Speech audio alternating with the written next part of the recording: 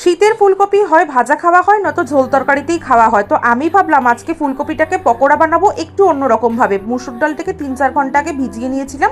এবারে ভিজানো মুসুর ডালটার মধ্যে একটা কাঁচা লঙ্কা, কিছুটা পরিমাণ দিয়েছি চিংড়ি মাছ, আর দেবো 3 থেকে 4 কোয়া রসুন। নুন দিয়ে একটা পেস্ট বানিয়ে নেব। এই রসুন আর চিংড়ি মাছের জন্য না এটা টেস্টটা একদম অন্যরকম হয়ে যাবে। আগে থেকে চাকচাক করে নিয়েছি ফুলকপি। এবার এই পেস্টের মধ্যে নুন, চিনি, কালো জিরে, কাঁচা লঙ্কা দিয়ে ভালো করে ফেটিয়ে নেব।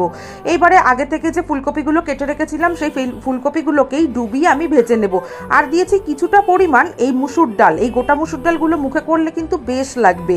গরম তেলে এগুলোকে দুকোট করে ভালো করে ভেজে নেব। মানে আগে হালকা ভাজা দিয়ে তুলে নেব, পরে আর একবার ভেজে নিলে কিন্তু ভালো মুচমুচে হবে। আর এটা কিন্তু সর্ষের তেলেই তোমরা ভেজে দেখতে পারো, বেশ ভালো লাগবে।